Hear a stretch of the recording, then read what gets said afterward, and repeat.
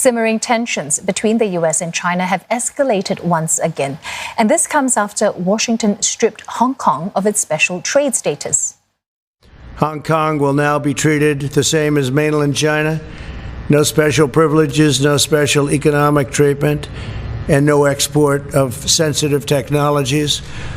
In addition to that, as you know, we're placing massive tariffs and have placed very large tariffs on China. First time that's ever happened to China.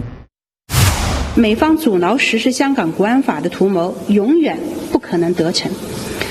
为维护自身正当利益，中方将作出必要反应。Both sides have threatened fresh sanctions over several issues: Hong Kong's national security law, Huawei, and China's claims in the South China Sea. Lynette Lim tells us more. It began as a trade war 2 years ago, with the US accusing China of not living up to its promises for market reform. There was also anxiety over China's technological ambitions and ability to displace the US as the world's top economy. Now, the economic tensions have spilled over into other realms, with open confrontation and open criticism of China's political system and ideology. From China's perspective, the US is trying to change it instead of respecting that it has a different political governance model from the US. And recent moves by the US to confront China directly have stirred strong responses from Beijing. On the issue of the South China Sea, the US officially rejected China's claims and says there's room to sanction Beijing over its behavior in the disputed waters. In return, China has accused Washington of stirring up trouble and destabilizing the region. It also says that it is not afraid of any sanctions that the US might impose.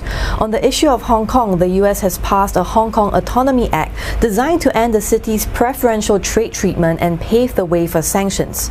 China responded by saying that it would impose retaliatory sanctions on US individuals and entities.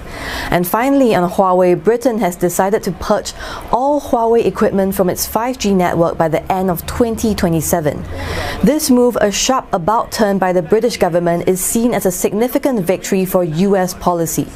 In response, China says it will take all necessary measures to safeguard its interests. It also said it strongly opposes Britain's decision and said that its decision was not driven by national security but by the politicization of commercial and technological issues. Lynette Lim, CNA, Shanghai.